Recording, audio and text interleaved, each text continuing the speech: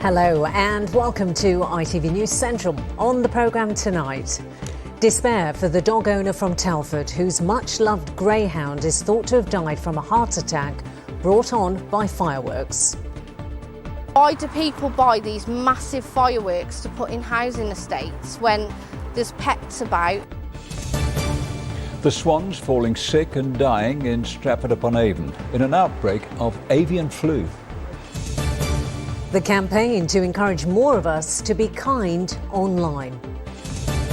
We get behind the scenes and meet the stars of a production of The Lion, the Witch and the Wardrobe, which is coming soon to Birmingham. And we've been able to enjoy some really mild weather of late, but over the next couple of days, will it turn more Narnia-ish? Join me later and I'll let you know. Good evening. The owner of a dog that died from a suspected heart attack after fireworks on bonfire night is calling for them to only be set off at organised displays. Kaylee Coates from Telford says her 6-year-old greyhound called Tiger was shaking and in great distress shortly before he died. She's been talking to our reporter Sarah Kilburn-Wilson. Tiger was an adored member of the Coates family. The 6-year-old greyhound retired from racing 2 years ago and given a loving home alongside the family's other greyhound, Bo. But on bonfire night, a time that many pet owners fear, their house was surrounded by the deafening bangs and booms of the fireworks. Kaylee, tell me what happened on Friday night. Okay, so I had both my dogs at home, both Bo and Tiger. I was on my own. Bo was quite happy with the fireworks. There was quite a lot going off early on. But Tiger was completely and utterly petrified to the point he was shaking, scratching and just didn't know what to do. He didn't eat, he was completely off his food and he lay down and basically collapsed on the floor and just had a heart attack and went. And it's just crazy that he's gone because it shouldn't happen. It really shouldn't. My eldest was absolutely heartbroken, can't believe it because she loved him to bits. I mean, we all did, but she thought if she'd have been there, she could have done something. But there was nothing anyone could have done. He just went, and there was nothing, absolutely nothing. The aftermath of bonfire night lies around Kaylee's housing estate, and that's something she wants to change. Why do people buy these massive fireworks to put in housing estates when there's pets about? The massive fireworks, big displays confined that aren't in housing estates because it's horrible for pet owners. You can't take your dogs out, you have to keep them all locked up and it's not fair on them. Today, Kaylee met Carlos, a greyhound in need of a home, and Bo in need of a new companion. Now that Tiger isn't there. Deb, who cares for Carlos at the Greyhound Trust in Dudley, says it's a distressing time of year and a struggle to keep the kennels calm. We put the radios up loud. Some dogs have like calming bandanas with valerian, which is a known sort of calming natural essential oil. And I specifically would like to see, for the sake of all animals, not just the greyhounds, that they're taken off the streets. They're not just sold to, any individual. Kaylee wanted to share her story to help others understand that while fireworks can give 5 minutes of fun, they can also give heartbreak to others. I've had a rough few months and he's been there, basically slept on my head at night, which has been so nice, and he's so loving with the kids, and it's a great loss because he's part of the family. He's not just a pet, he was part of our family and he will be missed greatly. Sarah Kilburn-Wilson, ITV News in Telford. It's being claimed that half of Stratford-upon-Avon's swan population could have died from avian flu. DEFRA, the government body, has confirmed the disease in a small number of swans in the area. But Cyril Bennis, who's been working as a swan rescuer for decades, says he believes more than 40 have died over the past few weeks of avian flu. Danny Crawshaw reports. Cyril has been looking after swans along the River Avon in Stratford for 40 years. 3 weeks ago, he noticed some of the birds were dying. Their deaths, he says, have been extremely distressing to witness. They go blind. they can't see, then it affects their head. They can't keep their head up. The nervous system isn't there. And so it shakes and it goes around in a circle and then it comes out to die. And I watch them helplessly. He says being unable to do anything to help them is awful. You're there to help them, and you can do that.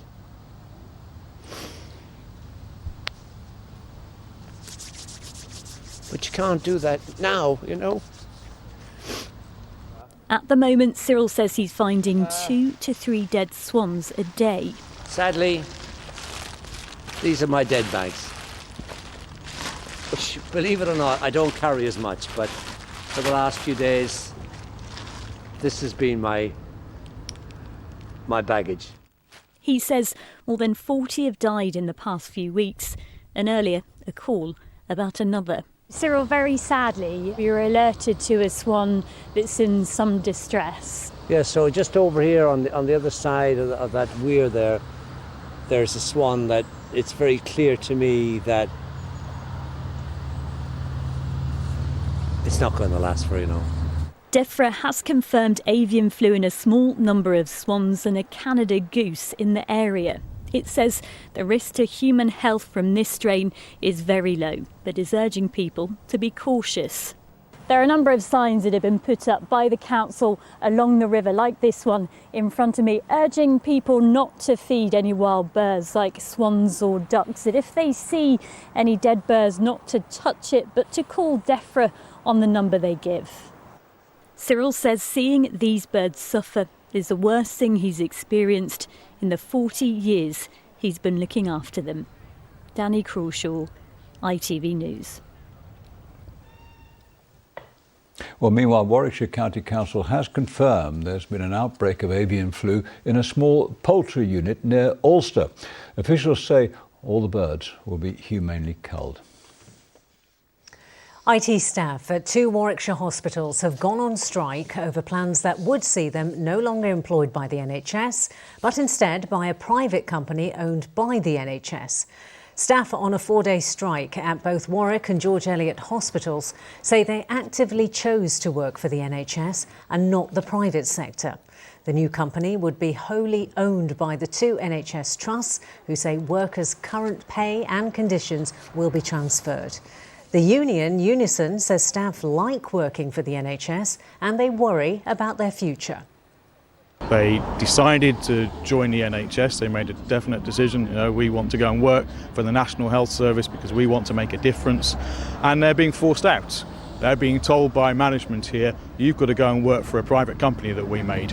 And they're not being given any choice about that. To an outsider, it looks like, well, you're just moving across on exactly the same as you're on now, so what difference does it make? But again, it's also the principles of it. It's, it's that whole NHS is NHS, private is private. In a joint statement, the Trust said the purpose of bringing the ICT functions together is to enhance the ability to share best practice and develop skills to strengthen its services. The by-election caused by the resignation of Erin Patterson as the MP for North Shropshire will take place on December the 16th. Mr Patterson stepped down after the Standards Committee recommended he should be suspended from the House of Commons for breaching a ban on paid lobbying. He insists he's done nothing wrong. The seat, which includes the town of Market Drayton, is considered an ultra-safe Conservative constituency.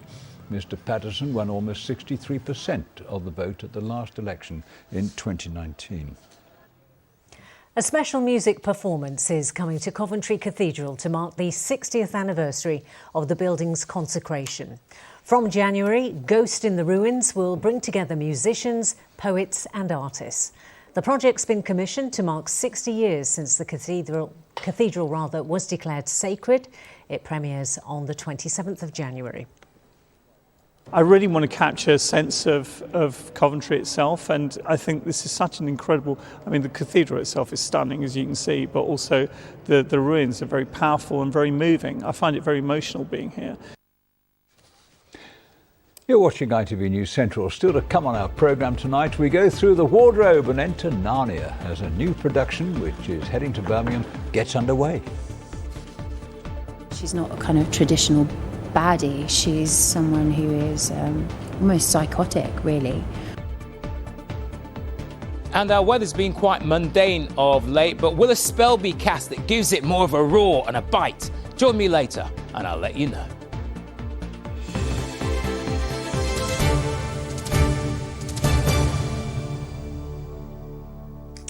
One of today's main themes at COP26 is women and climate change. Charlotte Cross is at the conference in Glasgow for us today. We can talk to her. And Charlotte, what was said about gender inequality and climate issues?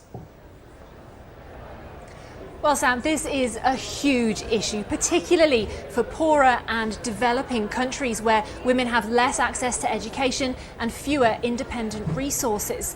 Well, today, a number of countries have pledged to do better. The UK government has promised that £165 million of the money it's putting towards tackling climate change will be earmarked for projects which also look at gender inequality as well.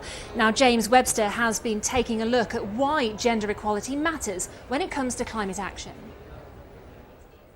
When climate change heats up our planet, it doesn't affect everyone equally. And it's not just certain countries who face the consequences. Experts say women often face bigger challenges. In less developed countries, it is women who suffer most when the fuel, water and food they're responsible for gathering runs short. Experts say there's also evidence that leads to more violence against them. We already know that women's expertise is underrepresented. Across the world, less than 30% of scientific researchers are women. That's why at this summit there are specific talks taking place to make sure climate change doesn't increase gender inequalities. And ahead of this summit, the UN warned that without hearing women's voices, some problems could be missed and they could find less effective solutions.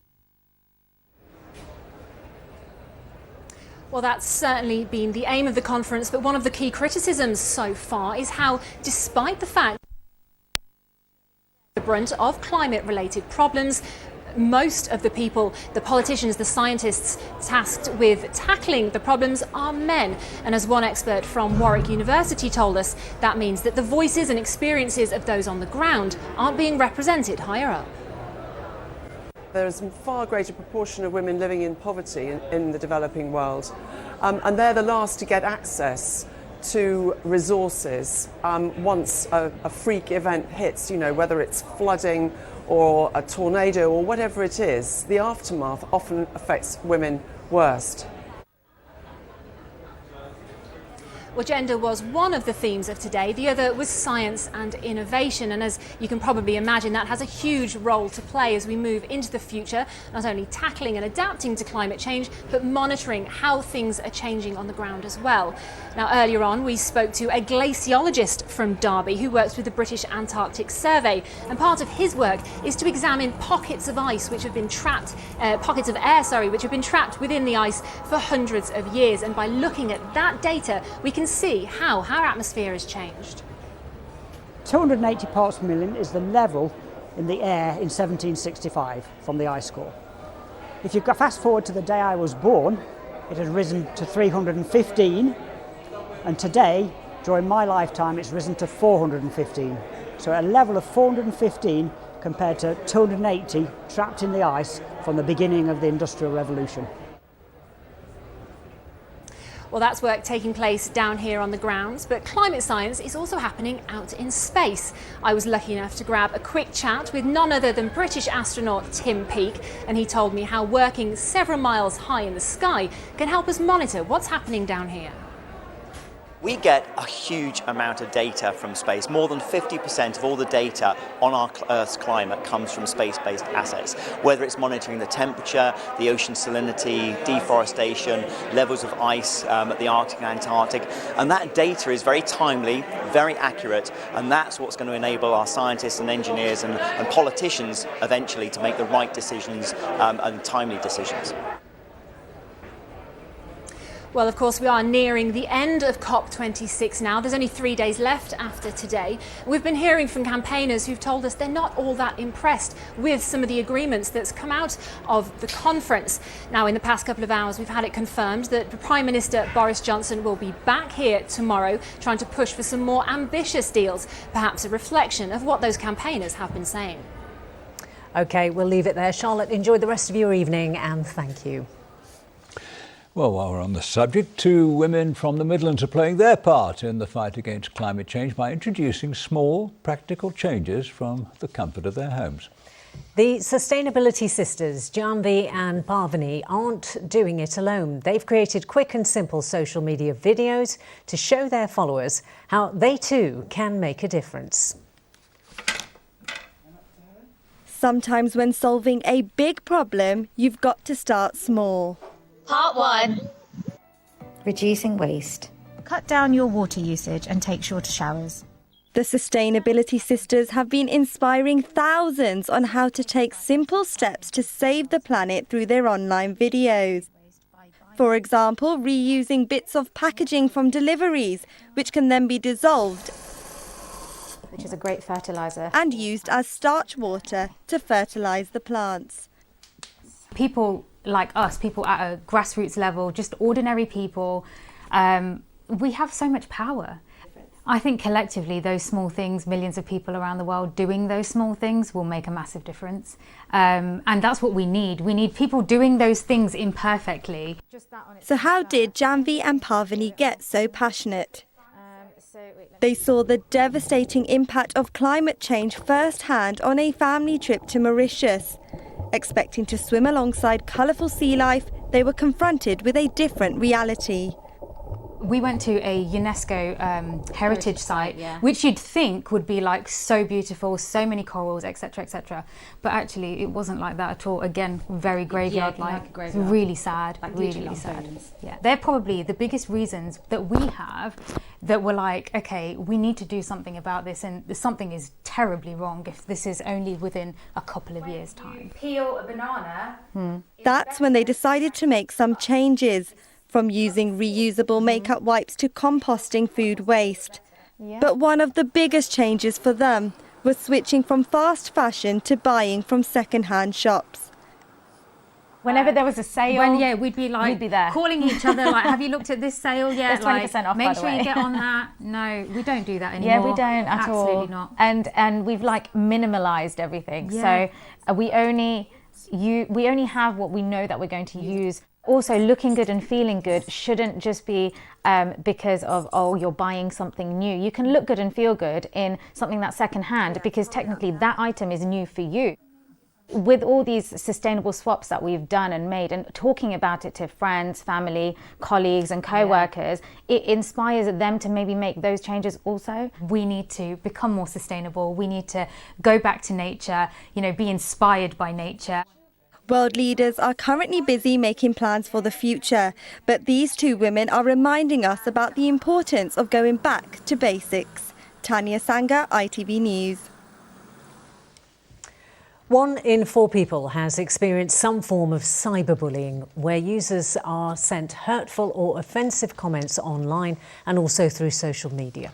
Campaigners behind Social Media Kindness Day are now calling on all of us to call out abuse online and help protect the millions of users. Today's event's been organised to coincide with the birthday of TV personality Caroline Flack, who was targeted shortly before her death last year. Matt Price reports. It's not easy for Hayley Forster to talk about the abuse she suffered on social media just a few months ago. Documenting her recovery from COVID online led to shocking personal remarks, which are too appalling to share. I felt very confused at first because I didn't expect those comments to come at me, and I felt very upset. I had kind of like these comments coming from different angles, making me feel so insecure, making me think, well, am I overreacting? She is one of many who've been victimised on social platforms and says enough is enough. A recent report from YouGov has found almost a quarter of people have experienced some form of cyberbullying. Of those, 1 in 10 have been targeted in the last fortnight alone. And the study also found people aged 18 to 24 are the most likely group to be bullied online. Mental health experts know words written on the web can be hugely damaging. Rachel Molitor is a psychology lecturer at Coventry University. Bullying on social media means that people can't switch off from that, and they end up going home still having that same negativity on their phones or on the platforms or the social media platforms they have. So it really does increase people's depression, anxiety. Social Media Kindness Day was set up by Mayor Riaz. It's a date in the calendar which calls for more protection for users of websites. This year's campaign is in memory of television presenter Caroline Flack, who suffered online abuse before she died in February 2020. When I started Social Media Kindness Day last year, I was inundated in my inbox of stories of people being abused just by putting themselves out there, just by having an account even, and you call them keyboard warriors, and they're almost relentless because they will keep coming at you. Today we're being asked to call out abuse online. If you see it, flag it and check in with those it's targeted at. Hayley's calling on social platforms to make it easier to report and then permanently ban people who direct derogatory remarks. For her, actions will always speak louder than words. Matt Price, ITV News. Yes, there's certainly a lot to be said for just being kind in life in general and, of course, online. And if you would like tips on how to stay safe online, then go to our website, itv.com/central. Well, the ITV Evening News is a few moments away, and to tell us what's in the headlines, Mary Nightingale.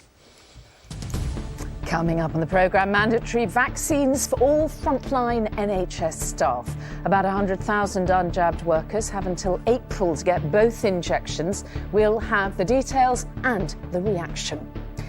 Also ahead, patient zero of the HIV epidemic. We've tracked down and heard tributes to the first person to die of AIDS in the UK. And from Wythenshawe to Windsor, Marcus Rashford meets William and gives his medal to his mum. Well, do join me for those stories and more at 6:30. Now, this might stir some childhood memories. The classic story, The Lion, the Witch and the Wardrobe, opens at the Curve Theatre in Leicester tonight. It's the start of a national tour, and it's going to be playing at the Alexandra Theatre in Birmingham next March. It was voted the nation's favourite book in 2019 and tells the story of 4 children evacuated to the country during wartime. They enter a magical frozen land through a wardrobe known as Narnia. Jane Hesketh went along to rehearsals to see how it was all going. This much-loved children's book by C.S. Lewis was adapted for the stage 4 years ago and has been packing theatres to critical acclaim ever since. Now, a new cast, including the former EastEnders actress Samantha Womack, are touring a new production. It's overwhelming coming out of a 2-year period where the world closed. It's really overwhelming and exciting and daunting all at the same time. She plays Jardis, the White Witch, who keeps the kingdom of Narnia forever in winter. The 4 children who discover it through the wardrobe are played by adults.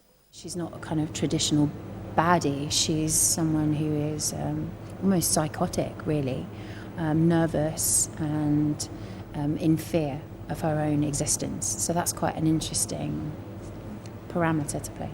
The way I'm playing Jardis is she changes. She's like water. She smells what she needs to be in that situation. And so there's a lot of physicality to her. There's flying. As you mentioned, we've got puppetry. We've got some of the most incredible artists on stage. If the White Witch is the baddie, then the goodie is Aslan, a lion which is portrayed both in puppet and human form on stage. Have a puppet and an actor playing one character is really dynamic and unique opportunities, so that we're able to sort of show his personality and his reactions in both animal and human form. We've been trying to be really specific about their sort of breath being in sync and their eye line and where their focus is and where their interest, of making them feel like one being that just happens to be in two forms.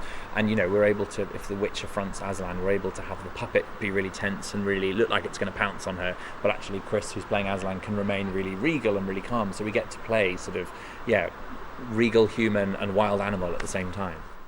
The technical rehearsals were a huge challenge for the team, with COVID restrictions in place, and the production had to be delayed for a week. But the frozen, faraway land will open tonight in Leicester before embarking on a national tour. Jane Hesketh, ITV News, Leicester. Oh, that looks a really good production, doesn't it? Epic, isn't it? I'd love to know who plays Mr. Tumnus and all the other characters as well, because they're great. Really good fun.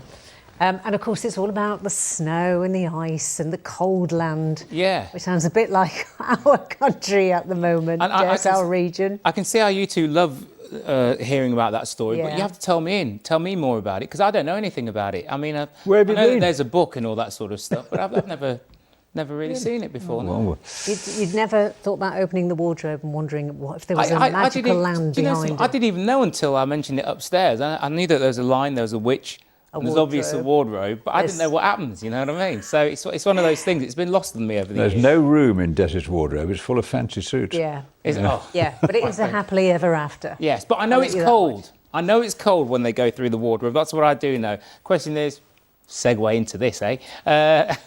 Is it going to get colder, or is it heading to the next couple of days?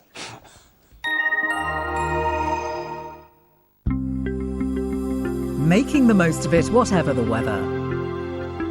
Octopus Energy sponsors ITV Central Weather.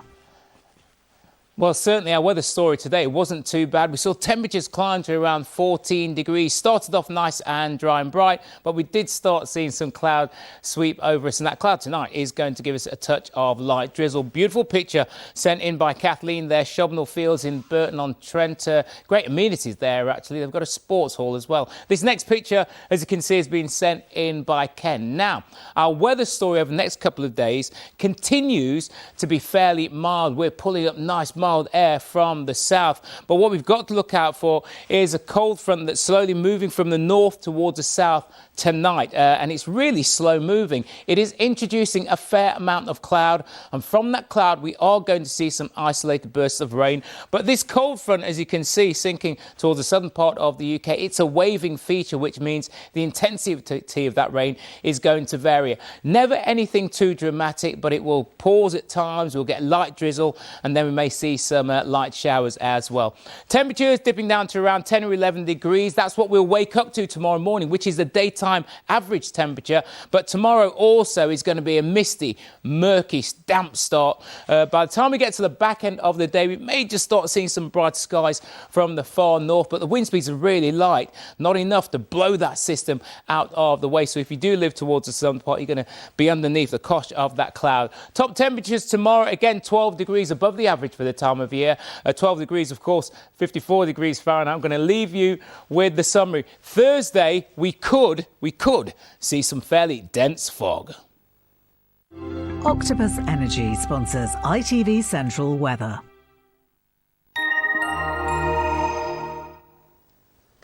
And just before we go, I might mention that on our Twitter feed we've had quite a big response regarding that top story of ours tonight, the dog that died from a suspected heart attack after fireworks on bonfire night.